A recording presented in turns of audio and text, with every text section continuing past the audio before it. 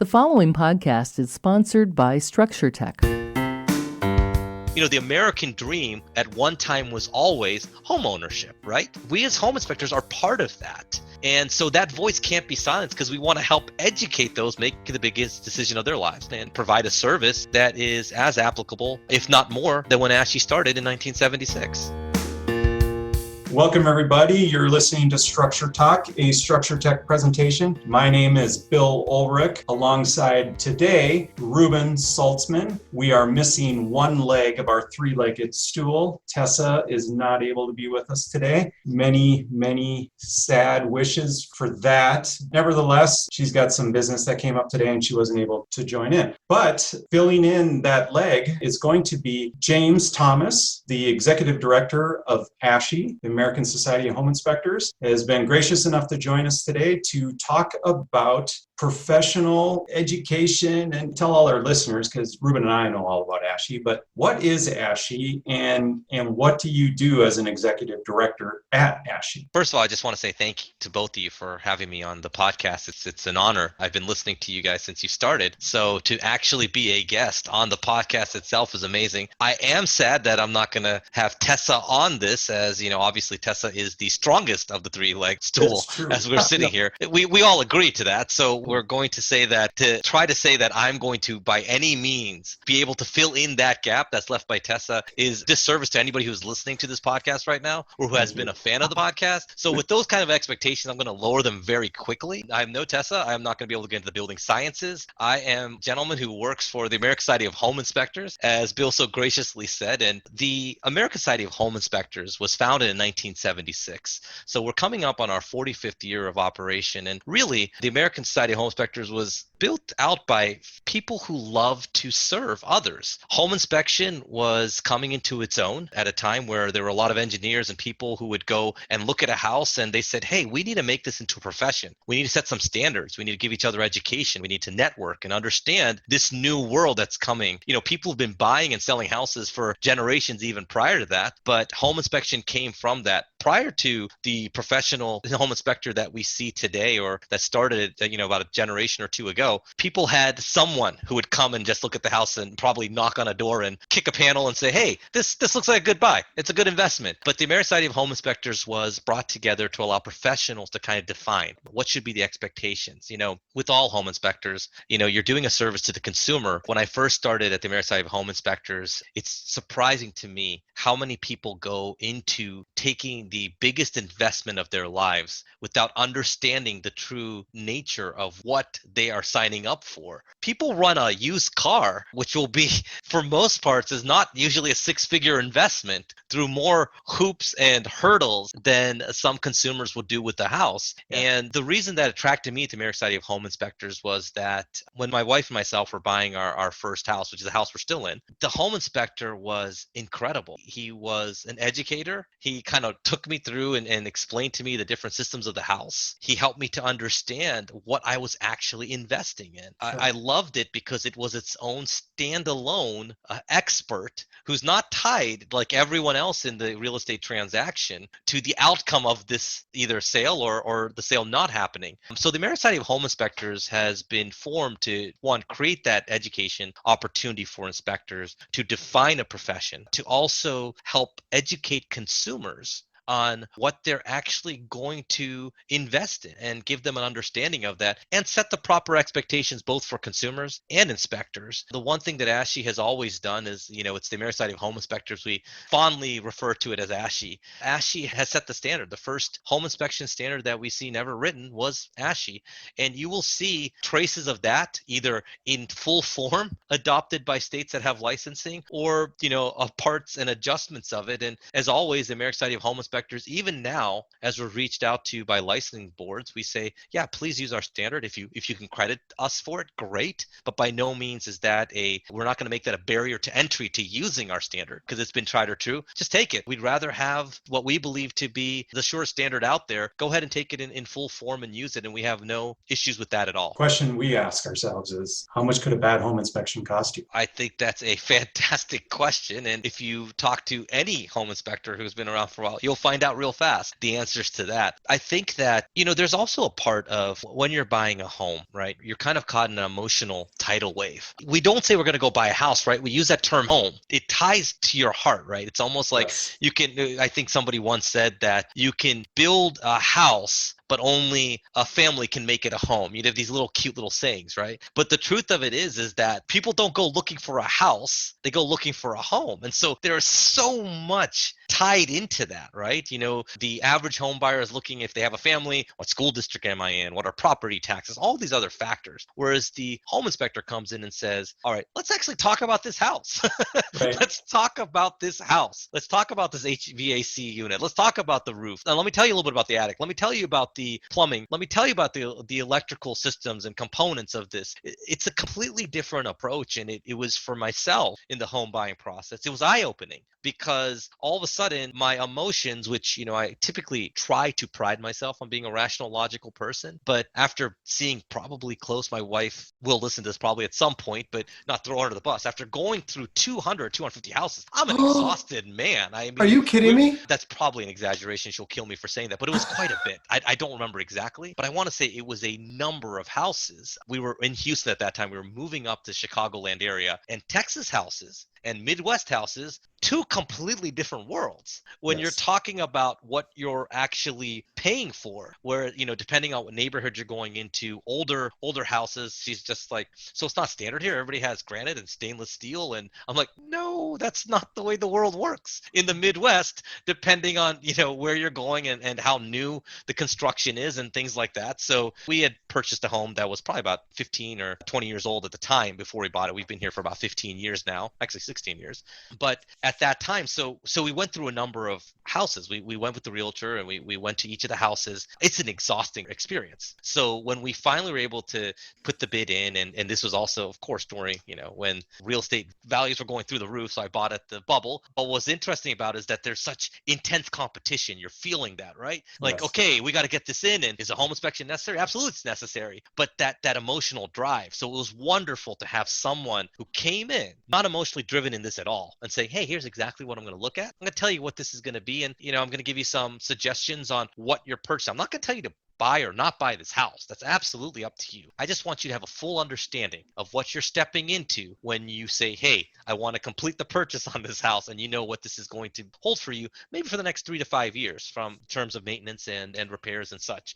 So it was nice to have a non-emotionally invested person to just come in and look through it and say, hey, here's what it is. Talk to me a little bit at the end of it, but also submitted, gave me a report that I was excited to read and to learn all about the house that I was going to be purchasing, where we were hoping to make it into a home, right? And so I think that was a huge part of the process for myself. Cool. How many years have you been involved in ASHI? And let me, before you answer that, let me kind of set this up for people listening. Ruben and James have been working together for the last, 18 months or 2 years or something. You referenced that earlier, James, but Ruben was on the board at ASHI. You're the executive director at ASHI. You came in here a period of time ago. So where did you come from and how long ago was that? Ruben and I, yes, we have worked together for about 2 years. I started with ASHI about 2 years ago. And prior to this, I've always had a background in business leadership and education. It's two passions of mine, and it's going to be probably one of the strangest pivots you've ever heard in your life. But prior to joining ASHI, I was tasked the responsibility of opening a audio engineering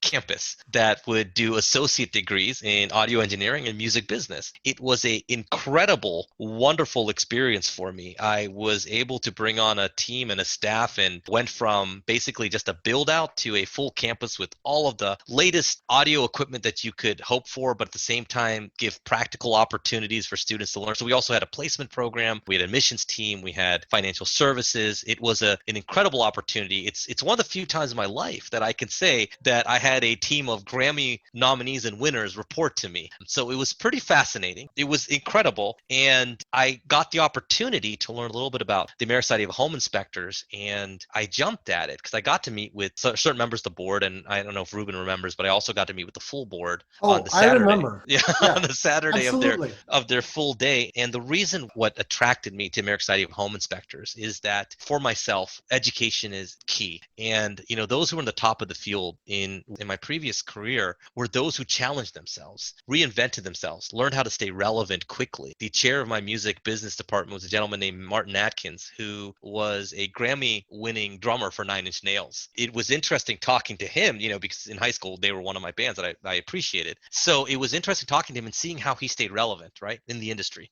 And I think that what attracted me to American Society of Home Inspectors and just home inspection in general was that opportunity to help home inspectors stay relevant, to help the profession stay relevant, right? Not just the individual person, but how do we continue to move this consumer advocacy, right? That's really what this is, into the ever-changing landscape of real estate transactions, and also changing demographics on who's purchasing a home, how do they purchase a home, how do we service our communities as our communities continually change, right? The other part that drew to me was that my father was actually a franchise owner of a Goodyear dealership for a good portion of his career. And I know how difficult it can be when you think you're the only one doing what you're doing, and to create a network of people who share similar experiences, are learning the same thing, dealing with the same type of both consumers and teams to work with. ASHI gives that opportunity for people to network and not only serve their communities, but create a community within itself to challenge one another to continue to grow in your profession and to set yourself a little bit apart by taking a professional approach in every aspect of what you do. And that's what drew me to ASHI. I remember standing there with the board of directors and just thinking to myself, wow, they can really make a difference here. There's advocacy that happens on a national level, because I think that it's time for different aspects of different professions and industries to get a voice when legislators make laws or they decide things from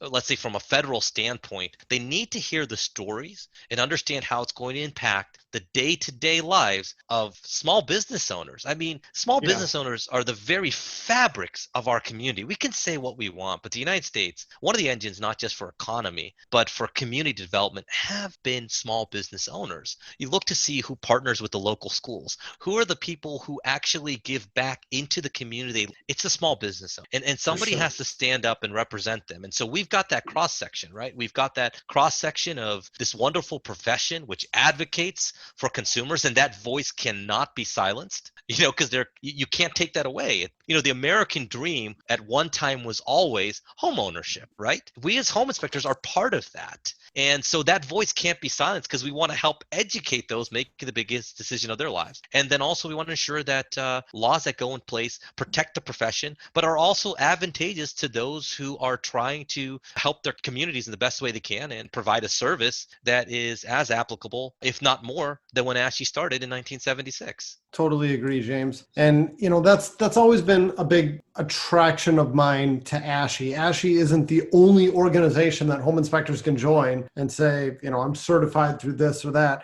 But the biggest thing that I appreciate about ASHI is the fact that it's an organization that's focused on improving this profession. I feel like ASHI isn't so much focused on the individual. Maybe you'll contradict me there. There's stuff that ASHI does for the individual, but the larger purpose is to better the profession. That has been very important to me. That and the fact that, when I first started back in 97, I was answering the phones for my dad and one other guy, and we would get call after call from people who wanted to hire a home inspector, and they said, well, I just want to make sure you're ASHI certified, right? And I'd go, well, no, he's a building official and he's certified through ICBO. There was no ICC at the time. What are you speaking? This language of letters. It's certifications for building officials. ICBO is the International Conference of Building Officials. That was like the Midwest version of the building code before they got an international code. Putting you all to sleep now. But I'd say we're ICBO certified and blah, blah, blah. And I'd tell them what we got. And people would say, oh, okay,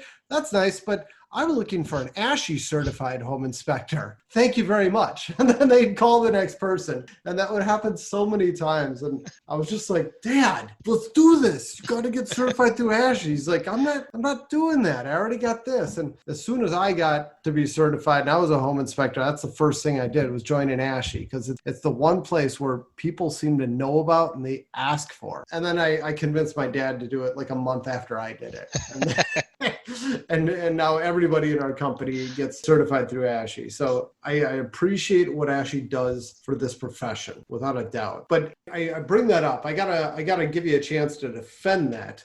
because I'm saying that ASHI doesn't seem to be quite so focused on the individual inspector. And like you said, I was a member of the board for 3 years. I did my part to try to convince people that we need to go in that direction a little bit more. We need to have a lot more continuing education available for home inspectors. So a home inspector can go from day one to, well, I shouldn't say home inspector, an aspiring inspector can go from day one, I've never done this before, to I'm ready to go out on my own. Where do I get the training? And I want to let you comment on that. So I will say this, being the oldest home inspector association, right, Ruben, you do bring up a very valid point that at times it does feel like we're caretakers for the profession, or we try our best to be caretakers for the profession. So that always is going to be underlining as part of our DNA. At the same time, the profession is made up of individual inspectors, right? So you bring up a very, very valid point, and some of the things that we do try to do, obviously we'll talk about,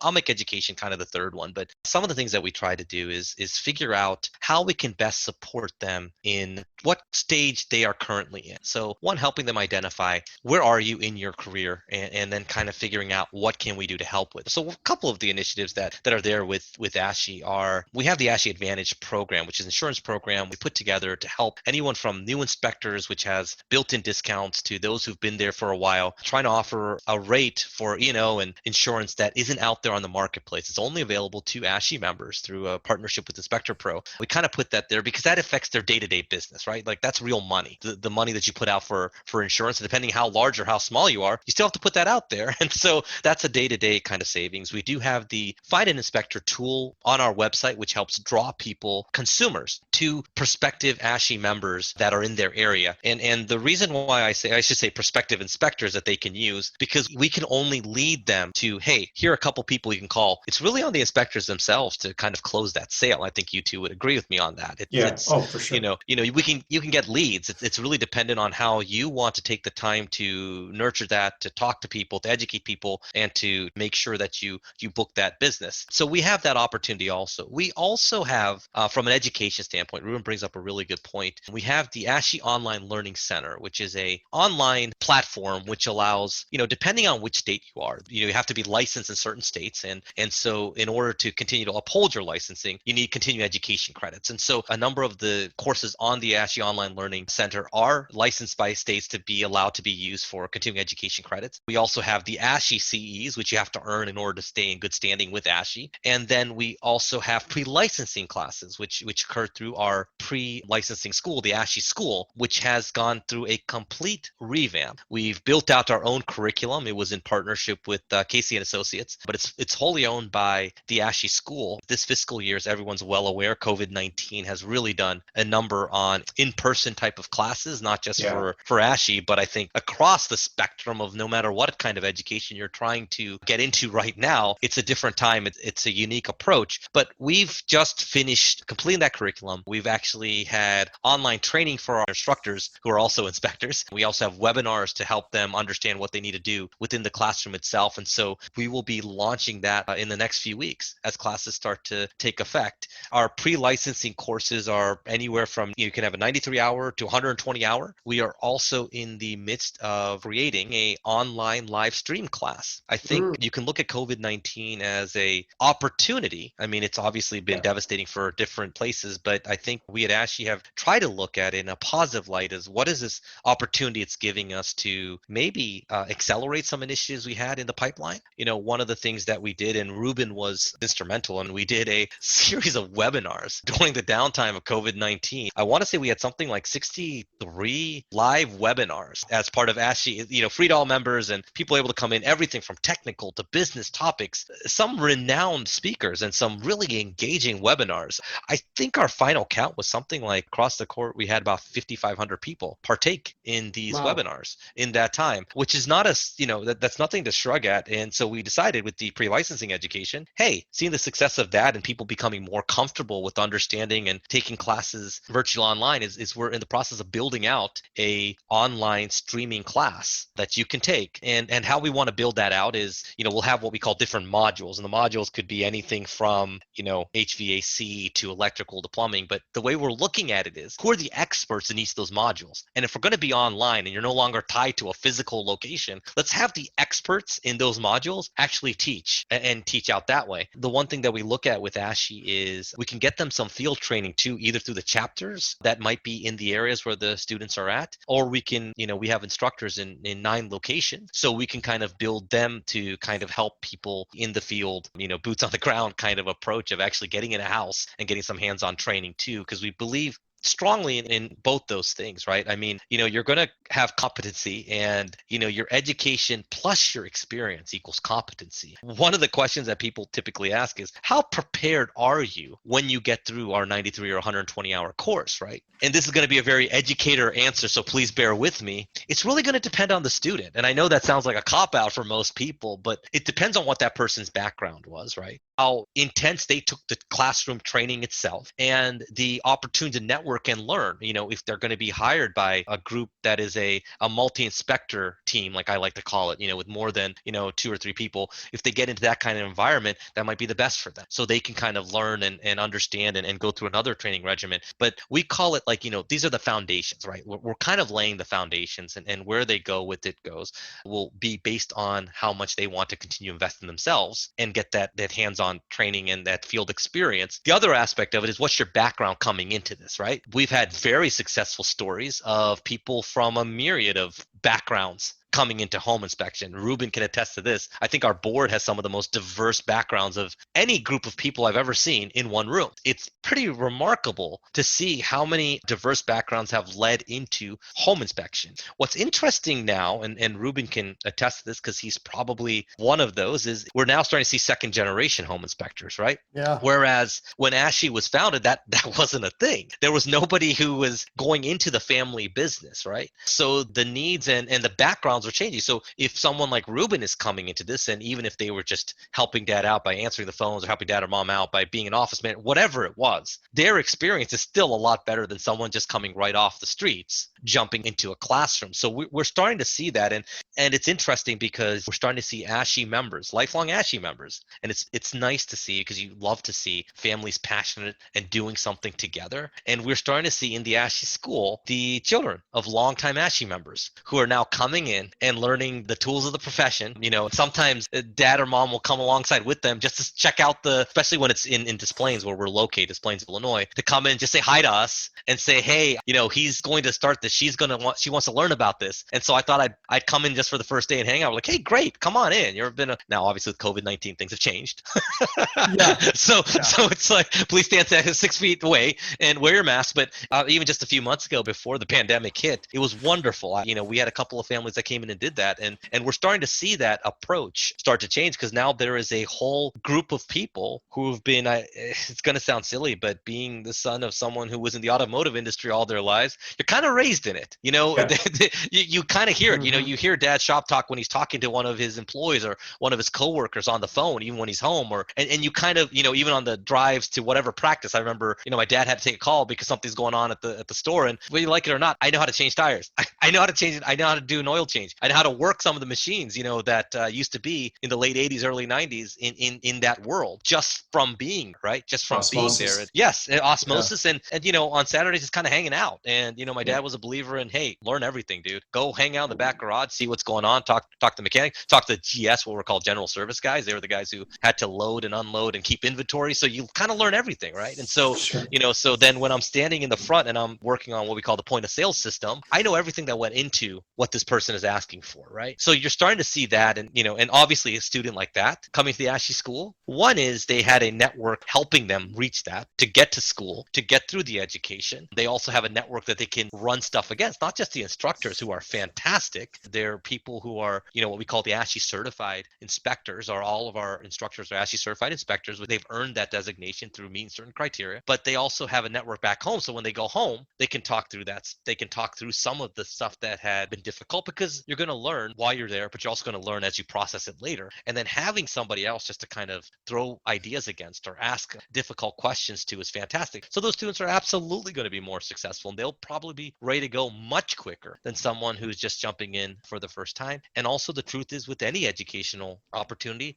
there's certain people who are cut out and there's some that aren't, right?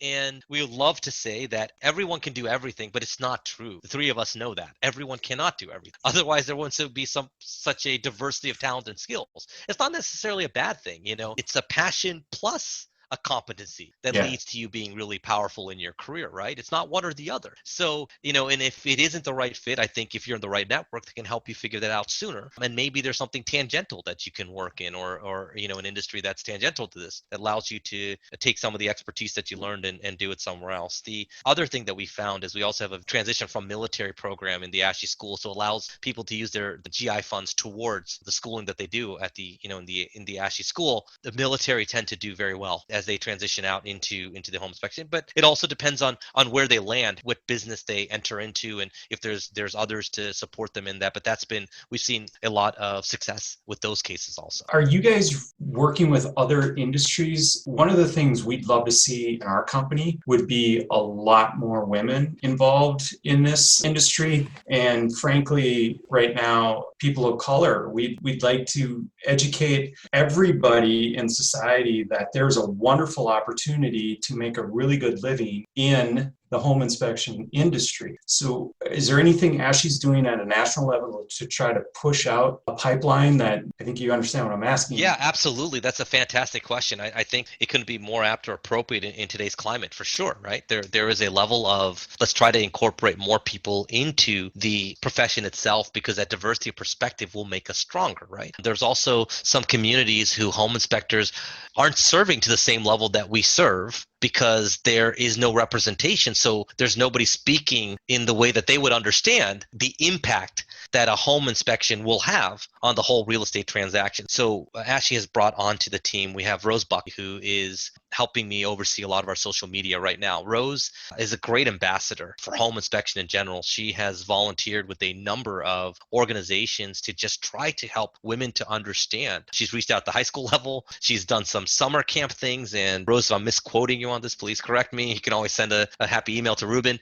But she's kind of reached out and trying to build those inroads for us as an association. So we kind of want to take it at grassroots level like that, right? Where we have individual members who start to reach out and do that.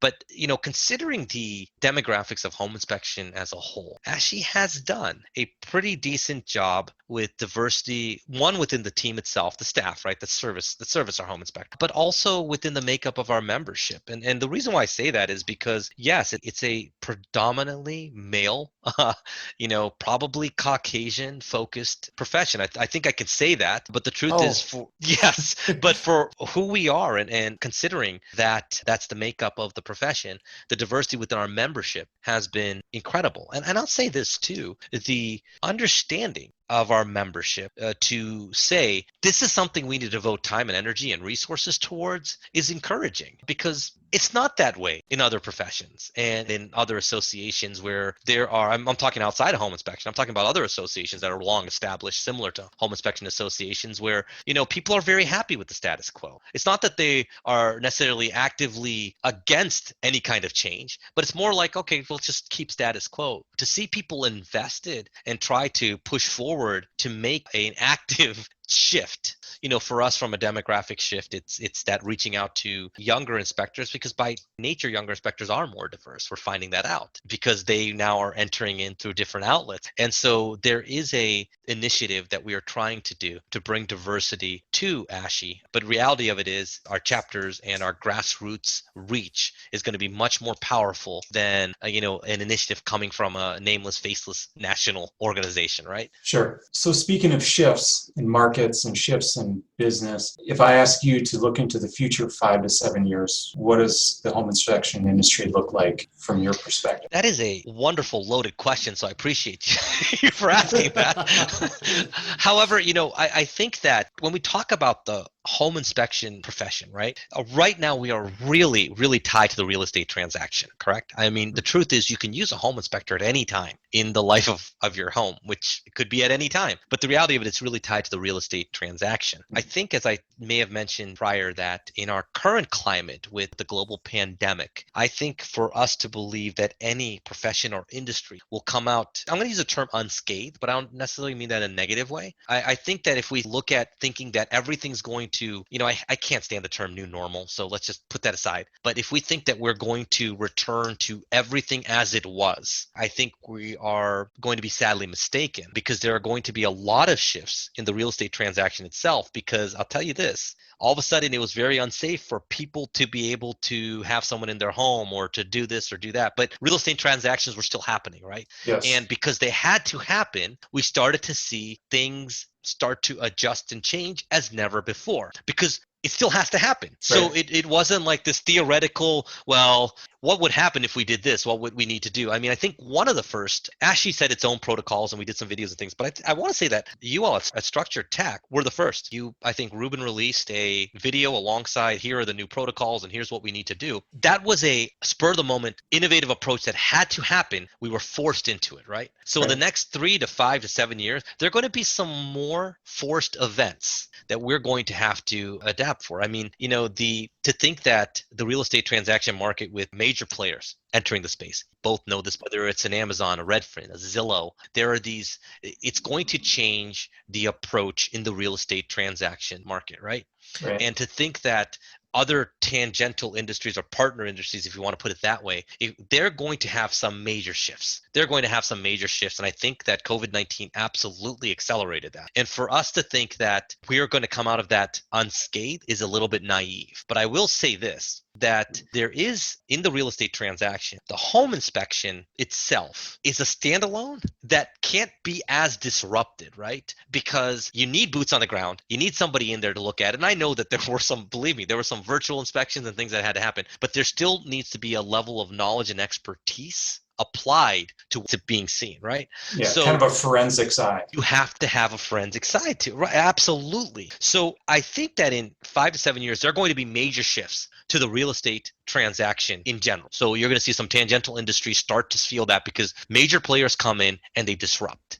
Amazon came in just to sell books. Nobody paid them any heed. I mean, it was just kind of like, oh, they're going to be a bookseller. Okay, where are you going to go with that? And we see where they're at now, right? And so in the same way, these other industries, I feel like, are going to be impacted a lot harder than home inspection, but there will absolutely be a shift and a change. I think that some of it will be, I'm just going to pontificate here for a second and humor me. I may not be, you can hold me to this, 5 years from now, say, hey, James, you're completely wrong on any of these predictions. And we have the proof. It's on this podcast. I'll listen to it and weep. So, but just in my mind, I think there's going to be a drive towards quicker returns on how quickly do you get a report. I think there's going to be a push towards, I don't know how to say this, but if you think about it, a lot of how people perceive the quality of a business is consumer sourced, right? You look at anyone from Gen Z to millennials, and I hate these broad, overreaching generational allotments. But the truth is that most people will look at an Amazon and see what the reviews are before purchasing something. So you're seeing these shifts. You're starting to see these shifts where home inspectors, in order to survive or to differentiate, they're going to be client serviced. And they already are. And don't get me wrong, because just by the nature of what they do, they're going to have to be more client serviced in the perception.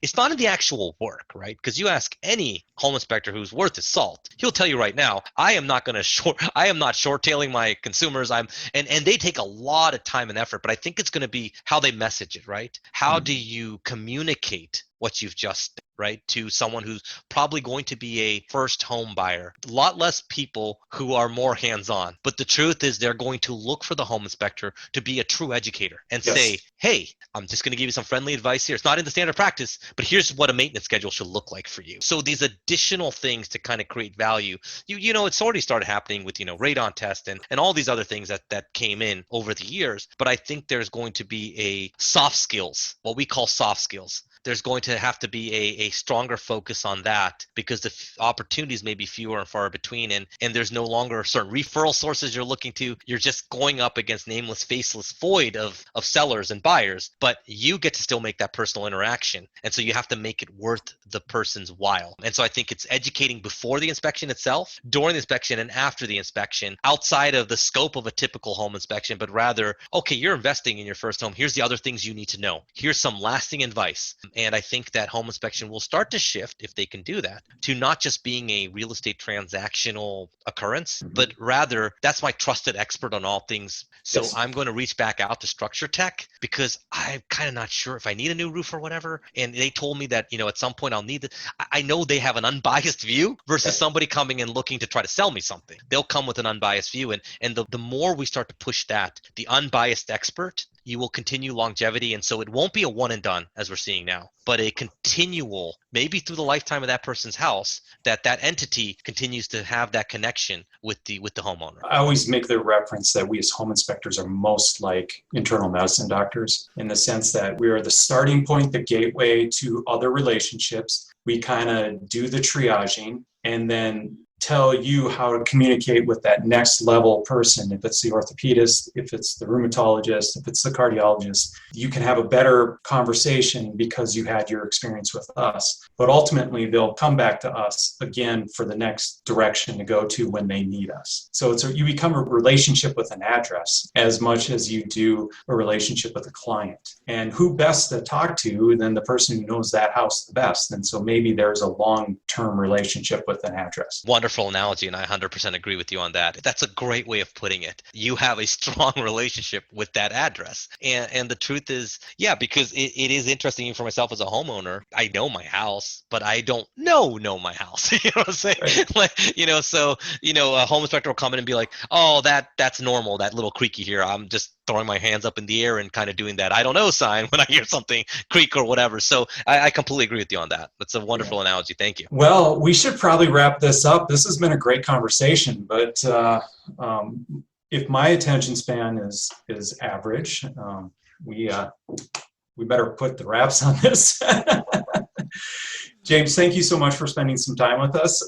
We've covered a lot of ground there. We could probably go on for another part 2 in this very easily. Yeah, we should. James, you're always a delight. I always love listening to you talk, sir. Oh, I appreciate that, Ruben. That's really quite high praise for me, and I appreciate that. Thank you so much. It was an honor to be on the podcast, and I appreciate you all giving me the time to just rant. Let's plug ASHI a little bit. If you want to know more about the organization, you can go to homeinspector.org, and that's the gateway into ASHI. And every year there's the Inspection World. Where is 2021 going to be held? And today, as we talk, is it going to be a live conference? So 2021, we are still in the planning process. We'll be in Planet Hollywood in Las Vegas. Okay. The approach right now is absolutely have something on the ground. We've always done it. It's always happened. We'll figure it out. It may look a lot different than years prior. It might be a hybrid of some sort, incorporating some virtual aspects to it. But we're excited at the opportunity it does afford to be a little bit more creative and to force ourselves to do something a little different than the way it's always been done. So that absolutely will be there. We'll keep you updated. Homeinspector.org is a great place to start if you have need information on ASHI, because it really contains all of that. The website will be completely revamped and overhauled in a few weeks, and that will be launched to the general public. So you all will see that, and it'll be a pleasant experience, very intuitive, and it just looks beautiful. So you all see that shortly. Well, that voice you were listening to is James Thomas, the Executive Director of ASHI, American Society of Home Inspectors. My name is Bill Ulrich, alongside Ruben Saltzman today, missing Tessa Murray, but we will have her back next time. And you've been listening to Structure Talk, a Structure Tech presentation. Thanks, and we'll catch you next time.